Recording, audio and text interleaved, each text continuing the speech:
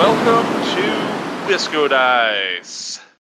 I am your host, the Conesy with the Most, and I am joined by an illustrious crowd of unruly, wild gaming fanatics. Who all do we have here today? Hey, it's Justin, the Meeples champion. And I'm Matt, the Ghost Walker. And this is Suzanne. And this is episode 103 of the Wisco Dice Tabletop Gaming Podcast. Woo! Woohoo! Today is December 28th, 2022. On today's episode, we will cover our interview with Crossbow Games. We'll also take a look at the games we've been playing, but first, let's dive into the gaming news. Wisco Dice news starting off. We just want to make sure we get a friendly reminder that Wisco Dice Board Game Night at Misty Mountain Games will be happening this January 27th, 2023. If you're not sure when these events happen, they're always the final Friday every month. We have a lot of fun. We bring games from the Wisco Dice Tabletop Gaming Library of board games for people to play. We do teaches, we do interactions. Occasionally we have swag to give away or other stuff potentially in the future. But the idea is that everybody's getting together to have fun, play games at Misty Mountain Games here in Madison, Wisconsin. Start time is 6 p.m. So if you're in the Madison area, please come on down to Misty Mountain Games this January 27th and join us for a lot of fun, playing board games, having a good time. Starts 6 o'clock, and it is a good time. Also, I will be at Midwinter Gaming Convention. That's in Milwaukee, Wisconsin. The convention itself runs from January 12th through the 15th. Wonderful 4-day convention. I will be there. Unfortunately, I'm not going to be there for the full convention, but I will be there January 13th and 14th. I'm running games all day on the 14th, so if you're looking for something to do on the 14th, and if there's room in any of Conesy's games, you can more than welcome to get a ticket and join those games. Otherwise, let me know if you're around the convention on the 13th. We can always hook up and have a good time, play a game or something. I'm currently on a pretty open schedule on the 13th, so let me know. Anyways, that is a great chance if you want to meet up with a Conesy and talk board games or play a game. That's a great opportunity for you to do that. And that'll be at the Midwinter Gaming Convention in Milwaukee, Wisconsin, January 12th through the 15th. All right, Suzanne, why don't you catch us up on the next piece of it here?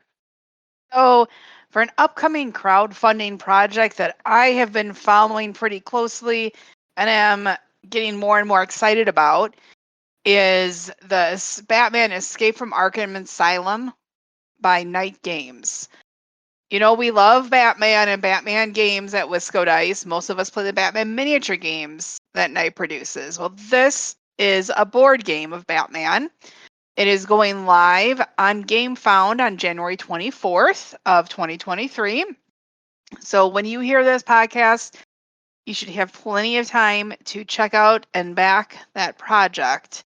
So what's been really intriguing is that they've had a series of emails and postings on GameFound following the creation of this project and explaining how different components are going to work and how the game is going to feel. And it's been a real exciting journey for me to follow. I'll just chip in here that one of the key things that they've announced is that the miniatures will be, while they are all plastic that are going to be included with this board game, they are all the same scale as the miniatures for the Batman miniature game. So if you're looking for some great alternate sculpts or a great lower cost way to maybe get some miniatures for the Batman miniature game, backing this project will help you out with that, plus get you a game on top of it. So double value there. So on to other topics in the news is if you've been listening to the show or reading our blog article, you know Conesy and I have a Jasper gaming table from boardgametables.com that we very much enjoy and have been using for several years now. We received notice that Board Game Tables is changing, or has actually changed by time this episode is out, to All Play is their new name. So it's reflecting both. It's supposed to reflect who they are and what they're doing more as they now do games and bags and play mats and shelves as well as the game tables.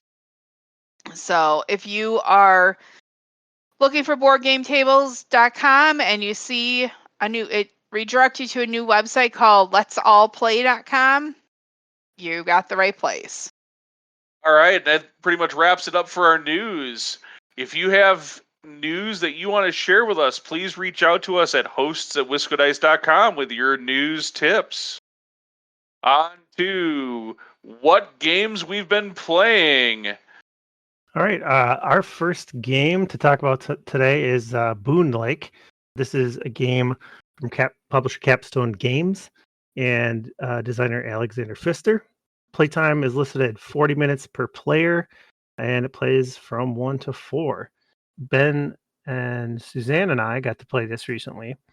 And Boon Lake is a Western-themed Euro strategy game in which you are responsible for exploring and developing some new lands and a sort of a new frontier Western kind of landscape.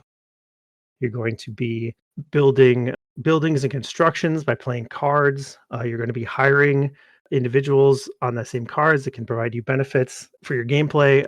You will be developing the land by settling it with inhabitants and upgrading them to houses and settlements eventually, and also having cattle out on the land on pastures, which take advantage of nearby housing and settlements to earn you points. This is, probably another kind of point salad game from Alexander Pfister. There are so many ways you can score points in this game. Like I mentioned, you can develop this land with settlements and people. You can put cattle out. You can just be developing a bunch of useful buildings and cards that are going to provide you points. One of the core mechanics in the game is that every round you're going to pick an action from a stack of action tiles, and you'll perform the action as the active player, which might be something like placing new tiles out onto the map that would be potential places you can then settle in the future or put cattle on in the future. And then on most tiles, there's a secondary action that the active player and all the other players get to perform as well. So as you're choosing your tile and doing your action, everybody else is also able to think about what they're going to do with that tile, whether it's placing a new settler out or playing a card or various other actions.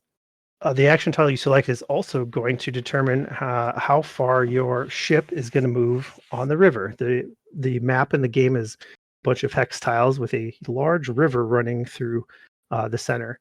Each round, you're going to move a ship down the river, downstream, and gain some benefits from the spaces along the river as you go. It could be some income, it could be more cards for you to draw and play, and other resources that help you throughout the game.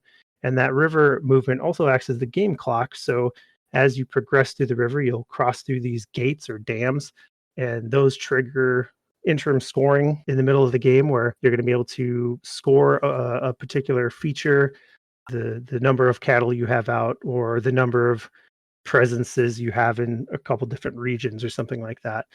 And so you'll progress through this river and then loop back up to the top of the river and come back down again, and then take a sort of alternate path in future rounds.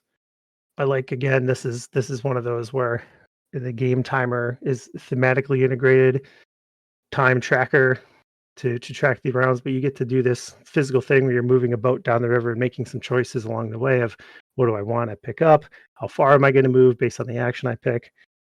There's a lot going on in this game. It's a complex game, and it's a longer game, I would say, too.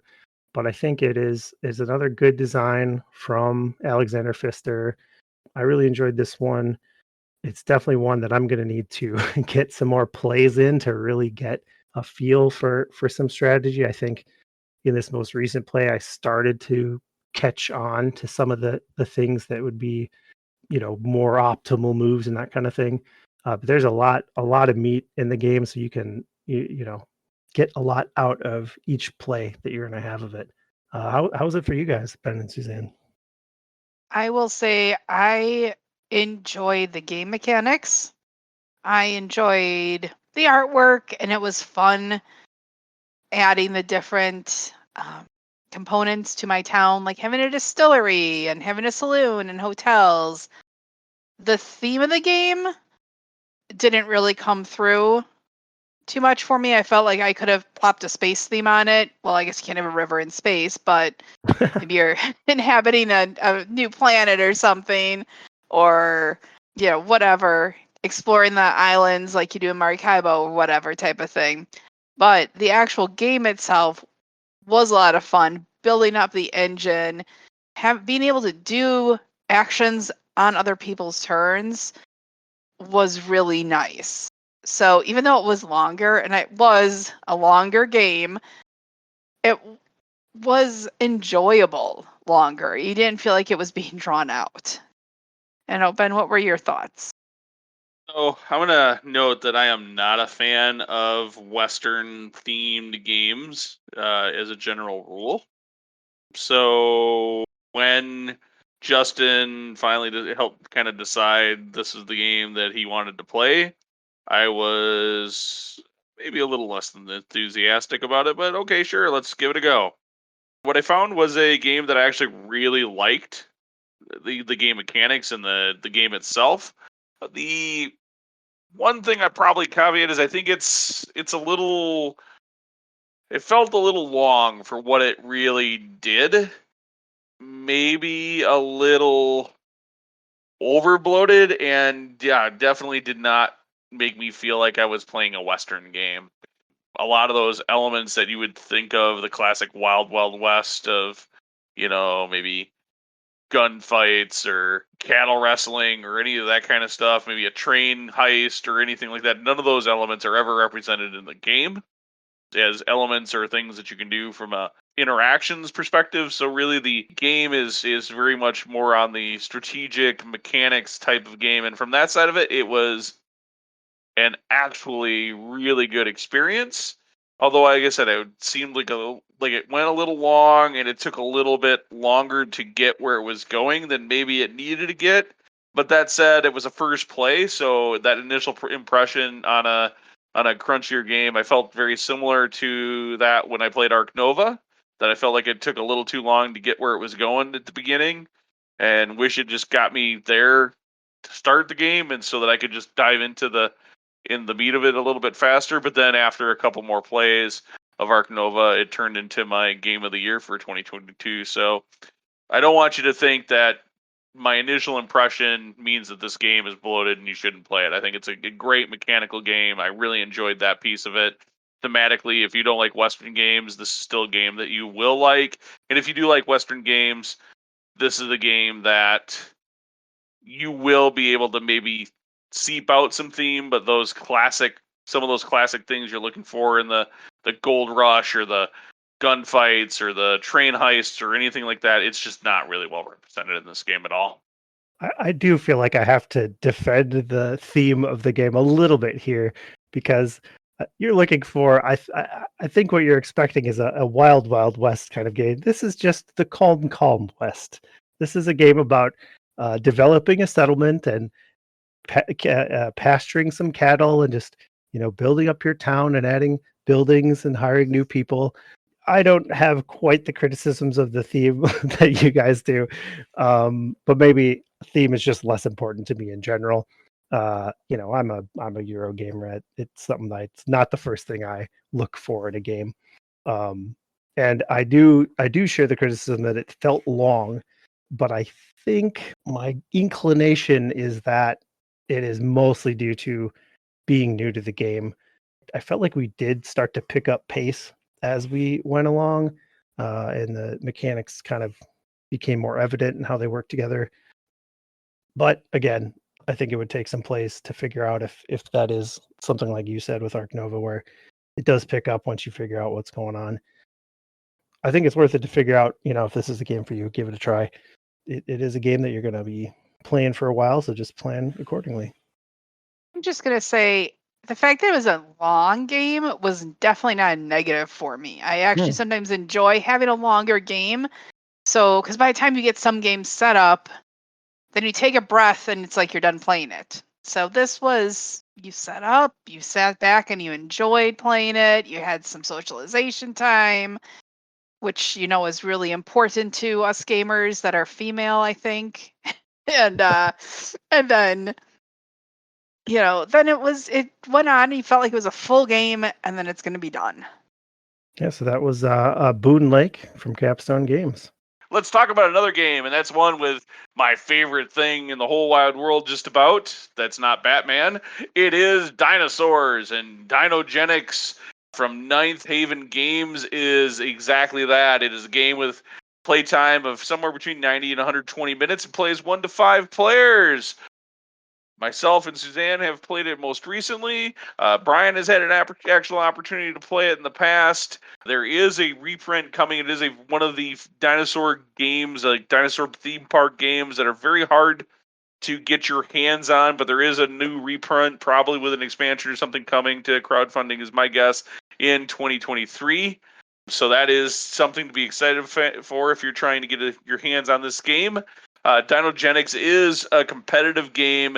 The best way I can sum it up is if you've played Lords of Waterdeep, it is Lords of Waterdeep meets Dinosaur Theme Park. It is a straightforward worker placement game where for the most part, what you're doing is you're placing your worker on a spot on the board, just like any other worker placement game.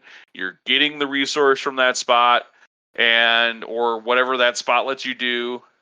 There are cards that work very similarly to the intrigue cards in Lords of Waterdeep. I can't remember exactly what they're called, but manipulation or something cards, I think is what they're called. And then the other piece of it is it has DNA cards. And these DNA cards are basically a set collection mechanic. So if you want to make a raptor, you need to have 3 raptor cards. And then you can go to a location and create a raptor to add to your theme park. Of course, when you add dinosaurs to your theme park, we know we've seen enough dinosaur theme park movies over the years that something will inevitably go wrong. Dinosaurs will rampage and destroy visitors and whatnot. And this game is probably the best game I think I've seen for being able to pull that off mechanically and thematically. So what happens is at the end of the turn, you do check, and if you haven't put the proper cages or the proper habitats for your dinosaurs, or you haven't fed your carnivores appropriately, and yes, you do feed them. You have to go collect goats to feed your carnivores in this game. The poor goats are getting eaten by the T-Rexes and the other various nasty little meat-eating dinosaurs that have really cool little miniature meeples. The set collection aspect and putting those dinosaurs into their appropriate pens ultimately comes down to the mechanic for testing, which is the only dice roll in the game. And you roll a dice, and if the dinosaur was not in the appropriate habitat, you make the dice roll, and the dinosaur, if it was maybe a guest saw the dinosaur rampage and they thought it was part of the show, and you get something bonus for it.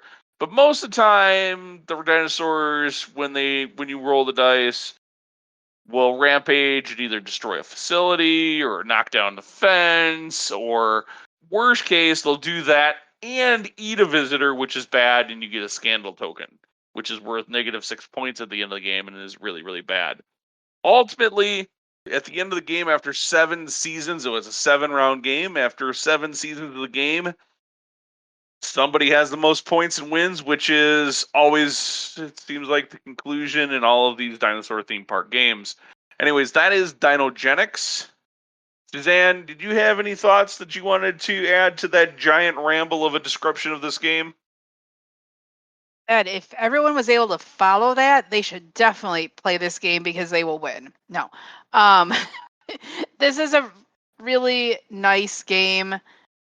Ben described it very well. There's a lot going on, but it's not overwhelming. Very similar to Lords of Waterdeep, just a dinosaur theme. And we played it with our daughter who's home from college, and she wanted to play a game with us one night and loves Lords of Waterdeep. Played this game, kicked our butts, but she had a great time doing it. And so I think this game is just fun. It's a great game for serious gamers and those that are much more casual. So those are kind of my thoughts on it. Game at the last 2 Gamehole cons here in Madison, and it's been very successful at both conventions. So it's a game that, while I think I probably rambled a little long about all of these things and how it works and whatever. One, it's dinosaurs, and lots of people love dinosaurs and dinosaur games. But it's also a game that's great for things like convention play and just normal pickup game nights, because there's plenty going on in the game, but the game isn't such an uphill learning curve to try to learn to be good at the game, that people can pick it up very quickly and have an enjoyable time with it. And it has a lot of relatable mechanics to a lot of other board games that they may have already played and have a feel for. So things like, oh, hey, placing my worker on this thing and I get things, and then I use the things to do these things. Okay, that makes sense, and people can kind of get it, and they get into the game. The iconography is really good. If I had one complaint about Dinogenics, is I'm not a big fan of the rulebook. I think the rulebook does a great job of explaining the game. It's just not necessarily as well organized as I would like. All right, and that is Dinogenics. So for pictures of all of these games and links to the games where you can check them out and see more about them, you can head on over to whiskodice.com. We will have all of these games and links to them in our show notes there. Hey folks, this is the Cones You the Most. I just wanted to take a moment to tell you about Misty Mountain Games here in Madison, Wisconsin, where you can find CCGs, RPGs, board games, minis, paint and hobby supplies for all of your tabletop gaming experience and needs. If you can't find it online, give them a phone call or swing on by their brick and mortar store here on the east side of Madison. Don't worry, that is mistymountaingames.com. Check them out today. And we're back. All right, and we are joined by Crossbow Games. Hello, how's it going? Hey there, Happy New Year. Hello. Happy New Year, yeah. So it is, I should just quick for the audience, it's January 3rd, 2023 today. We're really excited to have you guys on. I think we should probably just go ahead and get started with a quick round of introductions before we dive into the actual interview. Sounds great. Well, I'm Jonathan Carnell. I'm one half of Crossbow Games. My buddy Ryan Schromick, and I make up the other half. So it's just the two of us, and we're having at it. One of the things that I think is people overestimate or overthink the board game industry is that these game companies and publishers are these big corporations, and there's dozens of people, but everyone we ever interviewed, every company, it's like 1 or 2 people, maybe 3. I think the most successful business we interviewed was there's 3 employees. So yeah, it's not a surprise to us, but I think it can come as a surprise to our audience how small publishers really are as far as what they're doing. It's almost always just passionate people that love games like we do. So absolutely. And what I always think is interesting about Ryan and myself is the how well we complement each other, because Ryan is an engineer, so he's kind of the math guy. We both design the games, but he's the more analytical. He'll throw our playtests into a spreadsheet and crunch some numbers that I don't understand. And then I'm an artist by trade, and so I also do most if not all of our artwork. And so we're kind of a cool left brain, right brain, yin yang, really cool way our skill sets complement each other. That's pretty nice that you guys have that dynamic, and it seems like it's working for you. Can you tell us a little bit about Crossbow Games in general, what got you started, or how the company got started and what you've been working on and stuff, just in high level? Yeah, Crossbow Games started actually just before COVID started, and so it wasn't because of COVID, but the time at home we all found ourselves with kind of helped take it from just an idea to something something real because we were able to pour ourselves into this passion project, like you said. So I guess this month is 3 years, technically 3 years that we've been an entity, right? Yeah. And our first congrats. game.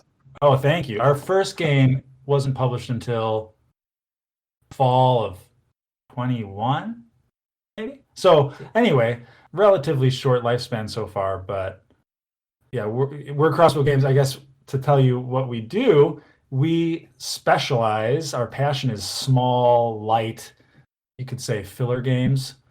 We found ourselves on the Game Crafter, which I think your audience probably is at least familiar with Grey Gnome games on the Game Crafter. That's the I guess you could say mega hit within this niche of print on demand Game Crafter games.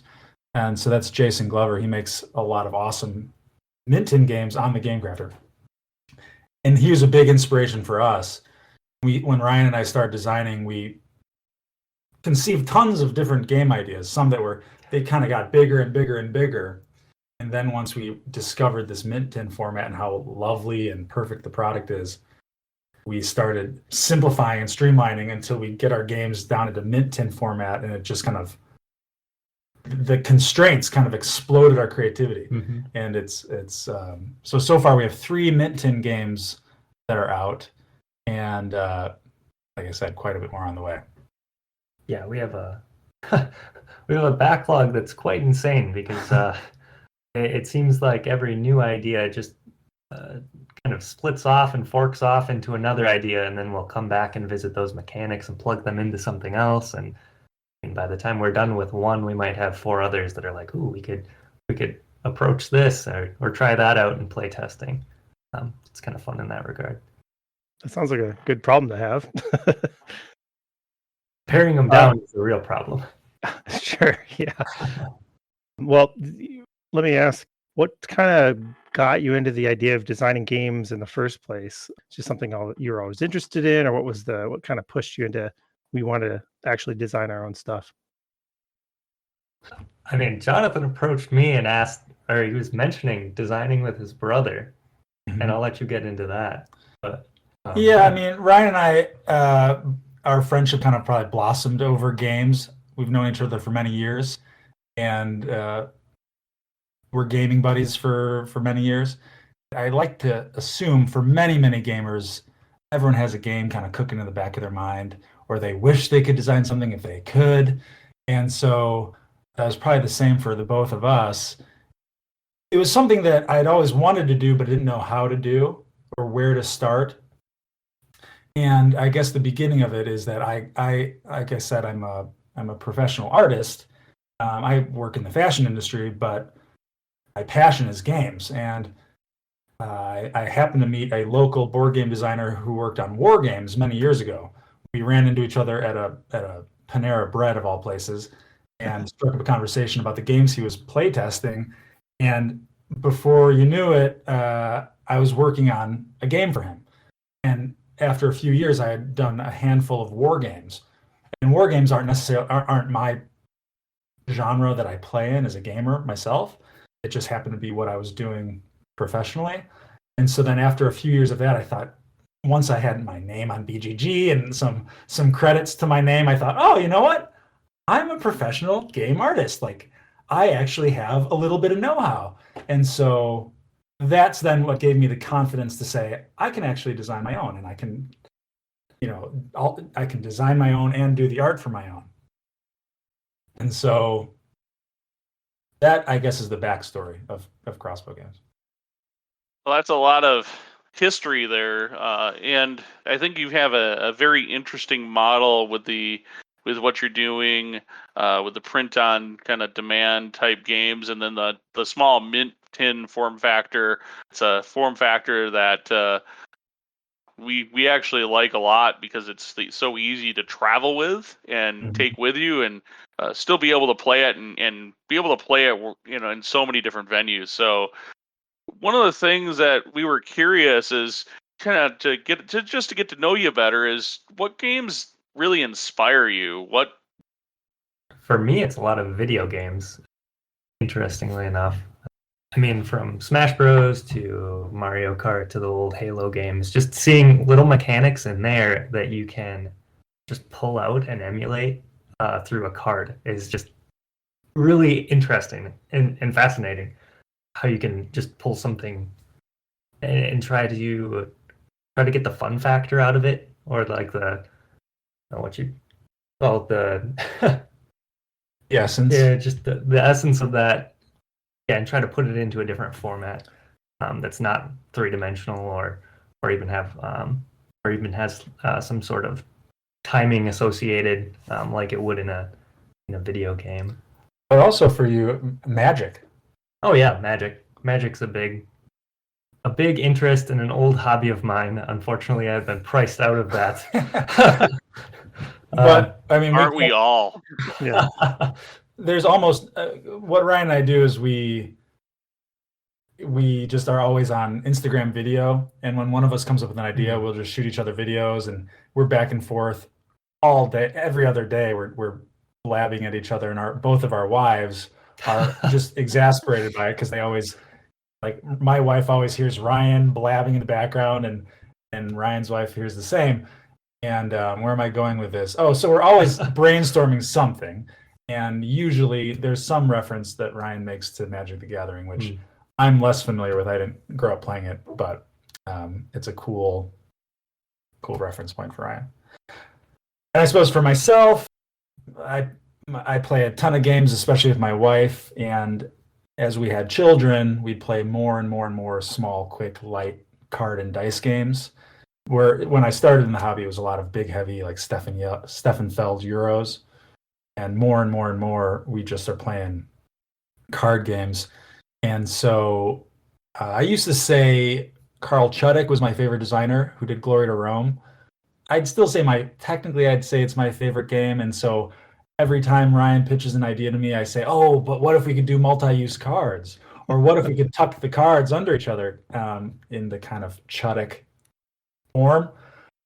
Reiner Knizia is my more recent obsession. Like I've played only one game of his I've disliked. Other than that, everything of his is just perfection. Lost Cities probably being the most played. So I'm very much into card games.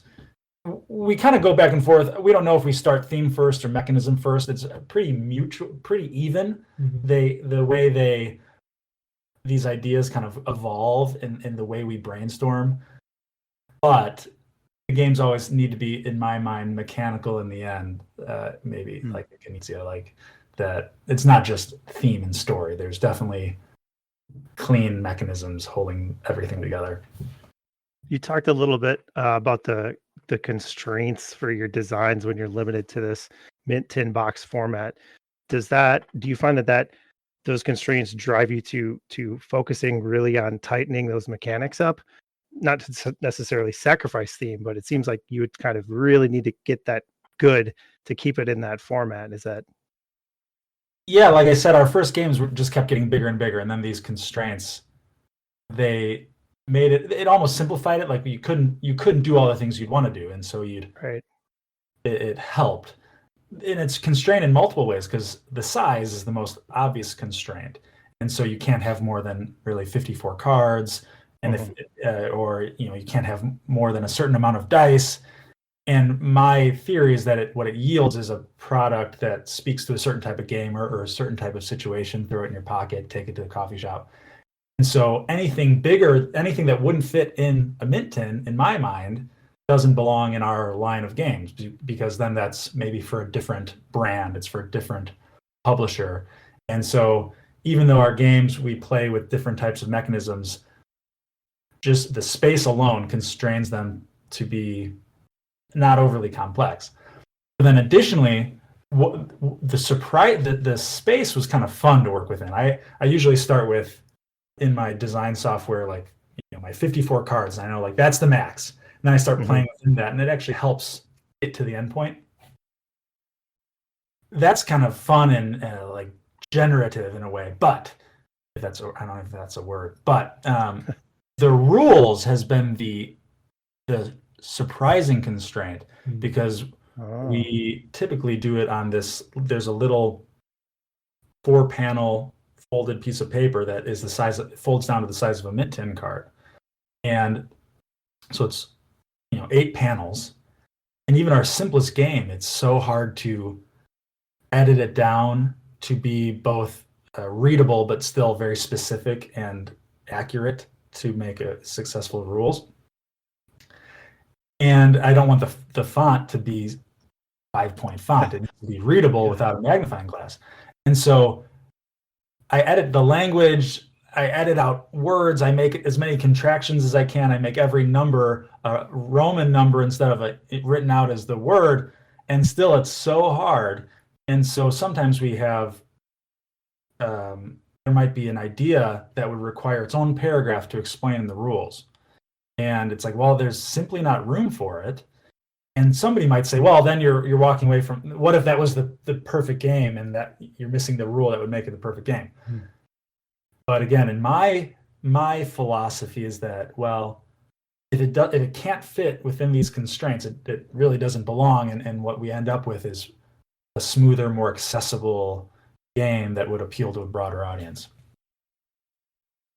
I rambled a bit there, but I'm not. Does that answer your question? Did that make sense? Yeah, thank you. The description of your rules, how you were describing condensing them, brought me back to high school when I'd have one note card to write all of the equations or whatever for the final and condense it down as much as you could. Right. So I've listened to other podcasts. I couldn't say who said this.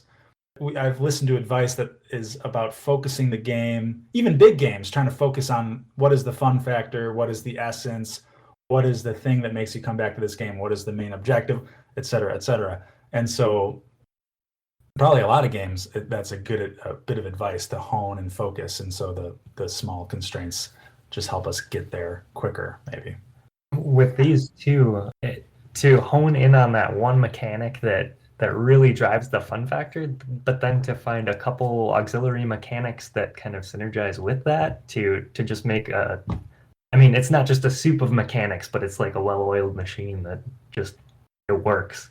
And it just feels good.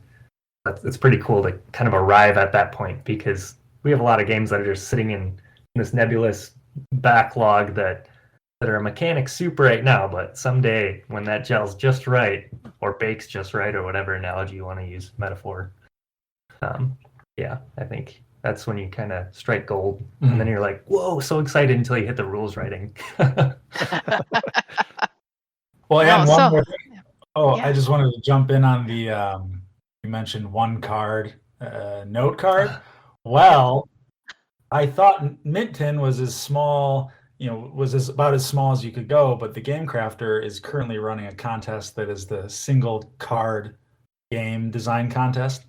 And so, and I've seen there's a lot of people in our little community of indie Game Crafter designers, and most contests come and go, but this one I've seen so much interest. Everyone's just jumping on it, and that's the epitome of tight constraints. And when we sat down and said, hey, let's try one, it seemed impossible at first, but once we kind of had one idea, it led to another, led to another, and we ended up with 7 or 8 ideas with rules written, and we're like, well, we can't do all these. Now we have to edit those down. But fitting a whole game on one card, it was another thrill, and I'm like, oh, that's all I want to do now is one card games. That's my new thing. You just pack a bunch of those into a tin and just a little anthology of one card games. We daydream about that for sure. Crossbow Arcade someday. So you can just make them credit card size, and then people can just stick them in their wallet. Yeah, they get it even smaller then.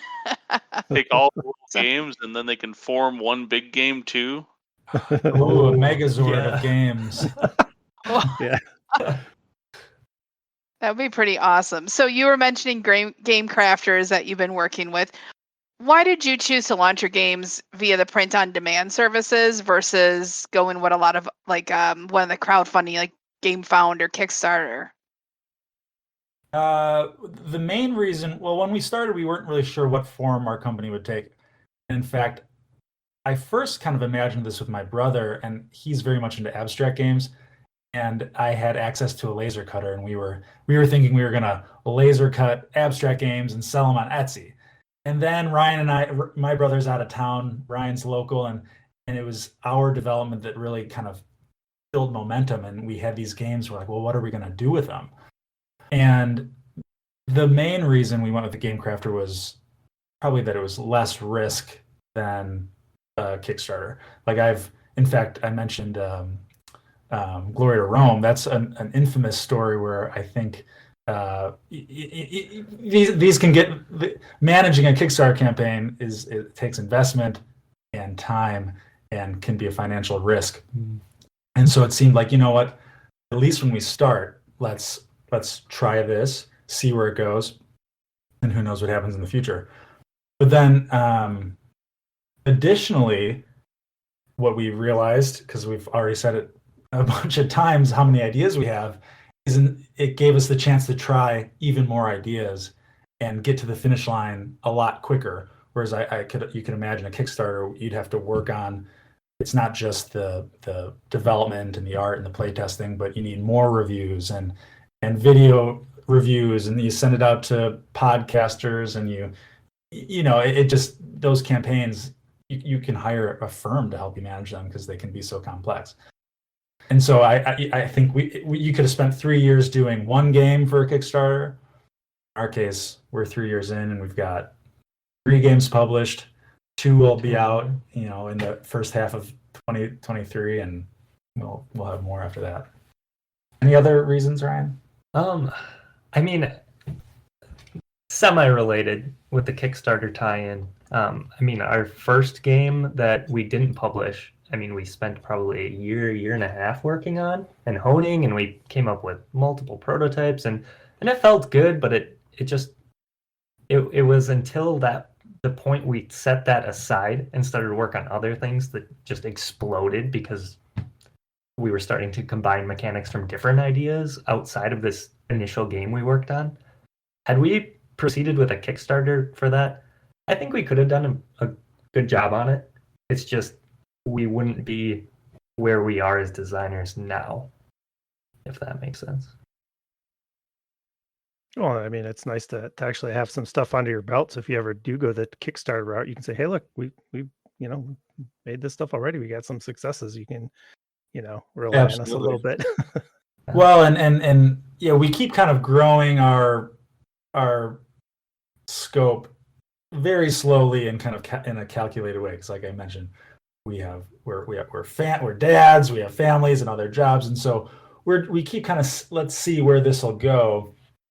But we're totally open to whatever's next. And like the next step could be, you can use Kickstarter to for the marketing and to gather your funds and the pledges, but you can use the Game Crafter for production and fulfillment and shipping all these things. And so that'd be kind of the next step if we wanted to grow even bigger, taking our expertise with the Game Crafter, but using our Game Crafter expertise, but using Kickstarter to kind of have a broader reach. But our other dream is that, because is that we could, we just want to put our games out in the world and let people play them and see what happens. And I'm kind of waiting for like some big time publisher to call us up and be like, "Hey, we bought a prototype of Draft Horse and we wanted to do a full print run."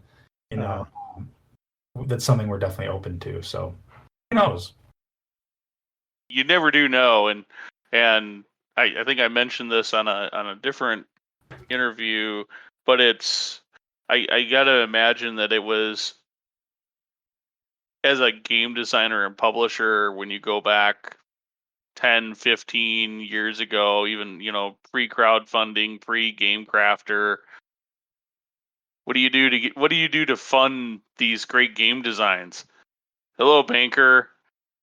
Right. In your full suit and trying to explain to a banker, how great your latest game mechanic is so that you can launch your game. So it's awesome that we have all these different avenues, and talking to you guys about how much different your approach from some of the other publishers and designers we've talked to. is on how you're coming to market and getting these games. It's very interesting. Oh, thank you. So why don't you tell us what you guys are working on now? So it sounds like you got two games coming up this year. Well, Koba is a ancient Mayan city in the Yucatan Peninsula, and so the setting is it's kind of an Indiana Jones theme, and so you're raiding a Mayan ziggurat. Is that a good setup? Yeah, that's a great setup. So yeah, thematically that's what it is. Mechanically, it's pretty interesting because we kind of took multi-use cards, I think, to another level. So you'll have an action card that you can use in hand that both functions as a priority, card number 1 to 34, and you're playing these simultaneously. So the player with the lowest card gets to use their action first. And that might not be the intended, like, oh, shoot, I wanted to run before, Billy shot the cobra in front of him.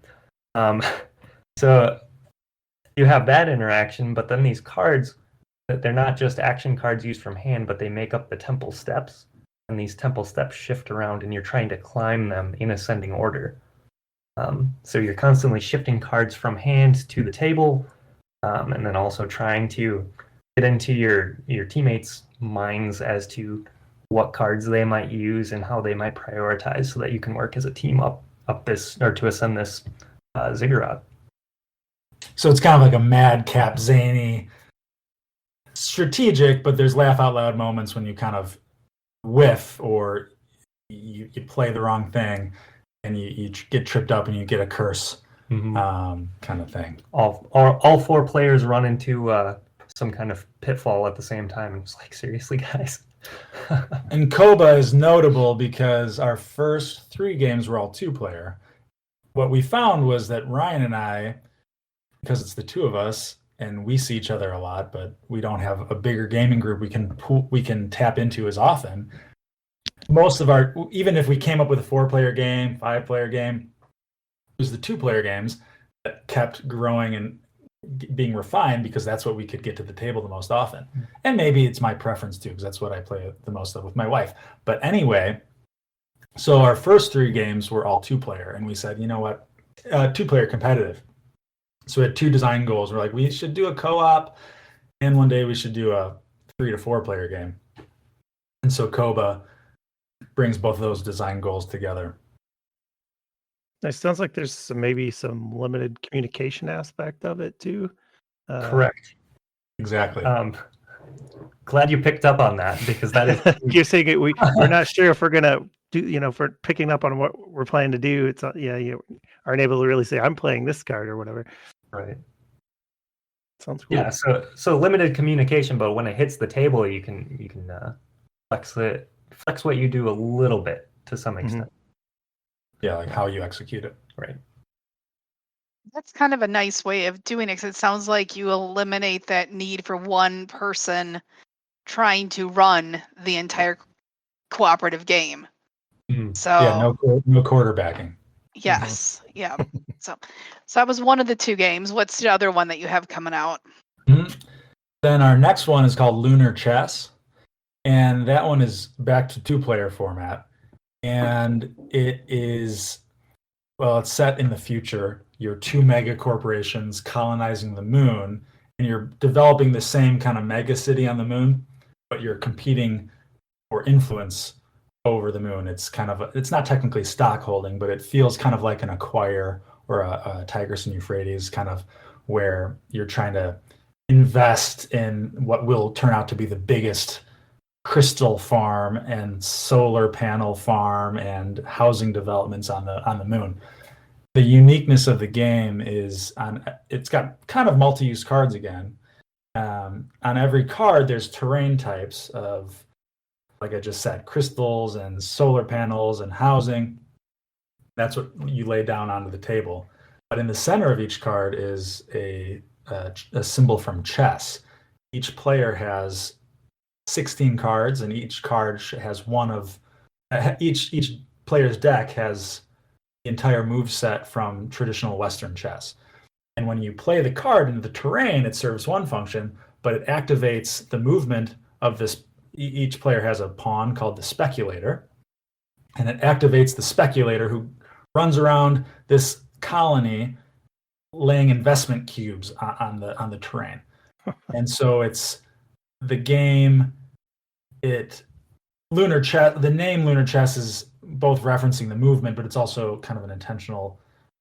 It's kind of everyone knows chess, so there's this familiarity to bring people in, but it's a little bit less abstract than chess or some other abstract game because it's got this hand management, card play, and a area control on this shared lunar colony. I really like that idea of using a very familiar, mechanic, just the move set of chess to drive. It sounds like a drive totally different mechanics in the game of like moving this guy around to maybe probably get him to my cards or the things I want him to invest in. That sounds like kind of what you're going for. Yeah, absolutely. Yeah, that's really cool. So there's no capture like in chess. The Yeah. name could be a little confusing in that regard. There's no capture, but you use all the chess movements.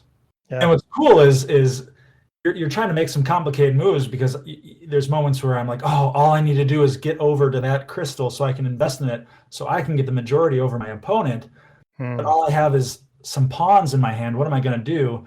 And you can do a little bit of calculation and say, oh, I know my bishop is still in my deck. If I can only get my bishop, I can make this move. So I'm going to move up. So I get in that diagonal, and I'll draw my bishop, and I'll traverse the board, and I'll drop the investment cube, and bam! There's some pretty cool dramatic moments like that.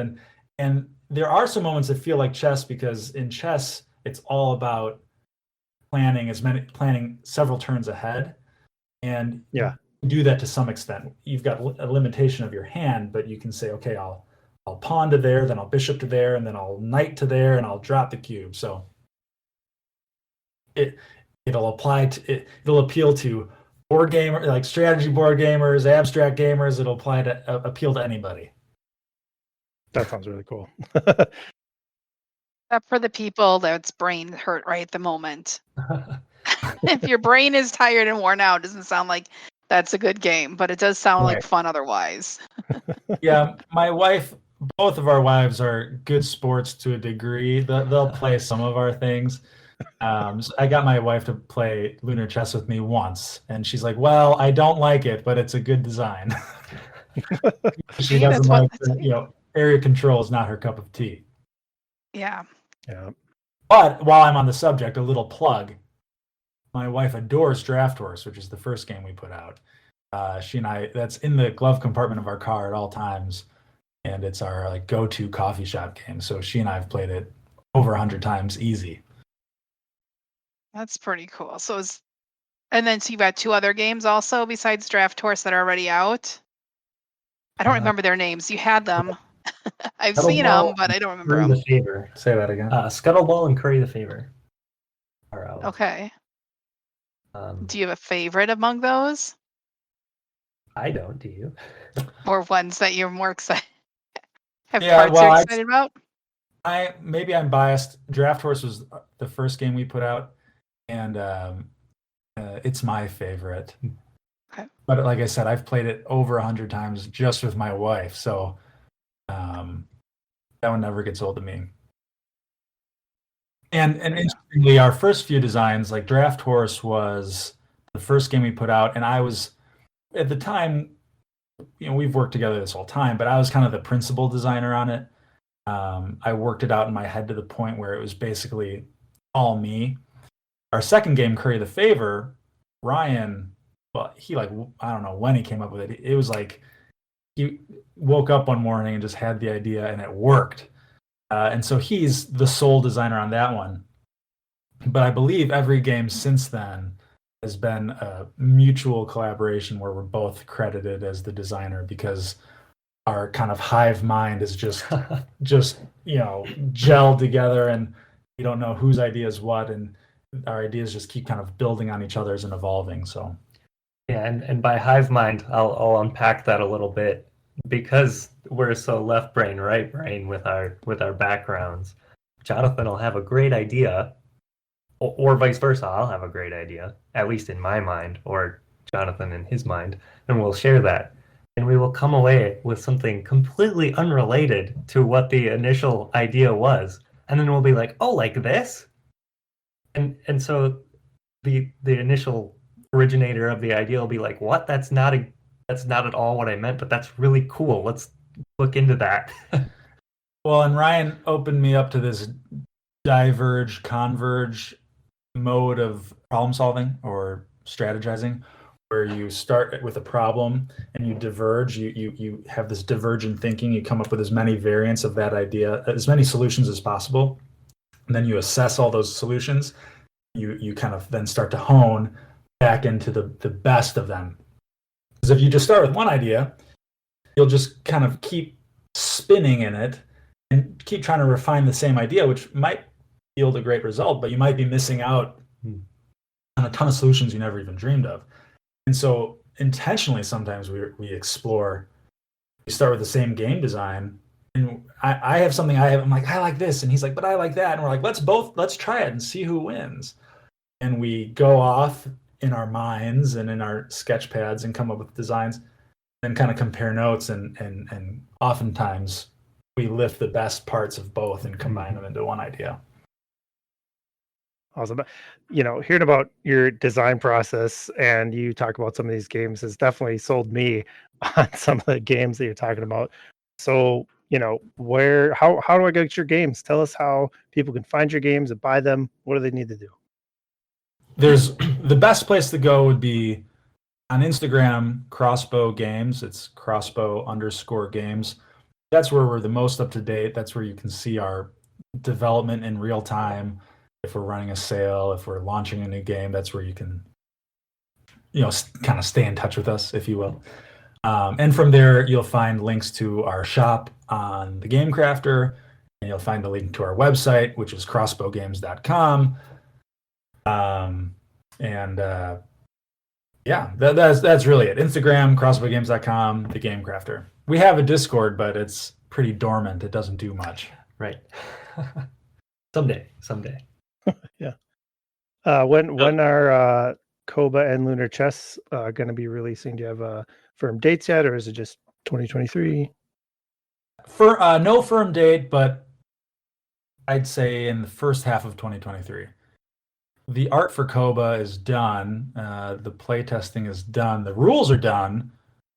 We just need to get a little bit of review feedback so that we have some kind of good marketing flair to put out there for our campaign, because you can just launch it straight up on the Game Crafter, but they also have a crowdfunding function that's similar to Kickstarter, but the difference is instead for different tiers, when if you get 10 backers, 20 backers, the increments are smaller than Kickstarter, but if you get up to 50 backers, 75, instead of unlocking more promos and add-ons and upgrades or whatever, it just drops the price. So the more people who get on, the cheaper it is for everybody. So that seems to be the most successful thing for us. And for our fans and followers, that's what people like and expect. So that takes a bit more planning. You can't just throw it up there. So both of these would probably have a crowd sale sooner rather than later. That's about as specific as I can get. Sure. Yeah. No, we'll look forward to it. Yeah.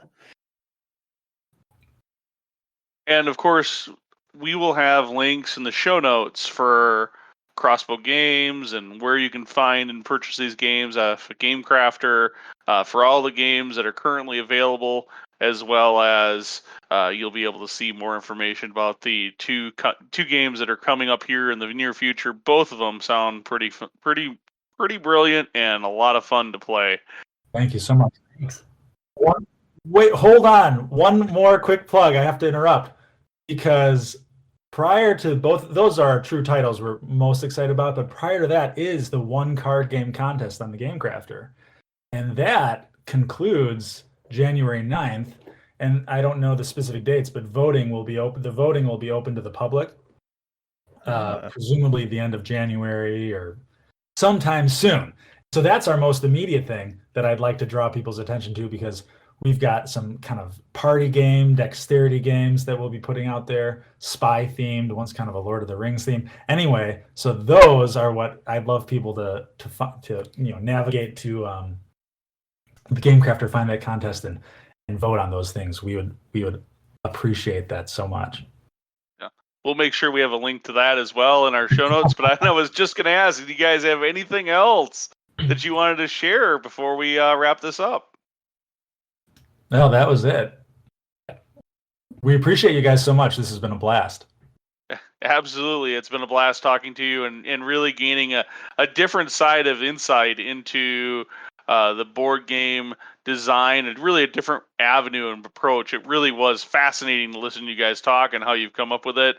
And I hope that this inspires other board gamers and potential designers to leverage a service like Game Crafter to be able to do this and we look forward to, on a future interview or future conversation, talking even with the folks over at Game Crafter and understanding their business a little bit more and being able to bring that to the air as well. So thank you so much. It was a pleasure meeting you in person. I should note that we met you guys at Noble Knight Games here in Madison during their anniversary this fall. It was a pleasure meeting you. I actually look forward to hopefully bumping into you. I think you said you're going to be at Midwinter Gaming Convention here in a couple of weeks in Wisconsin, right. So in Milwaukee. So hopefully we'll have a chance to bump into each other then and see what else you got cooking. So with that, let's go ahead and wrap things up. Thanks once again so much for having you on. Thank you. Awesome. Thank you. Thank you so much for listening. Make sure you leave a review of this show wherever your favorite place is to find podcasts. Oh, and by the way, give us a like on our Facebook page. And don't forget to follow us on Twitter, Instagram, or Pinterest while you're at it. If you haven't looked recently, make sure you catch up on the blog at wiscodice.com. Hey, Brian, what's that site? Oh, darn. I forget. Justin, what's our website again? Wiscodice.com. That's right. It's wiscodice.com. And until next time, everyone, peace out.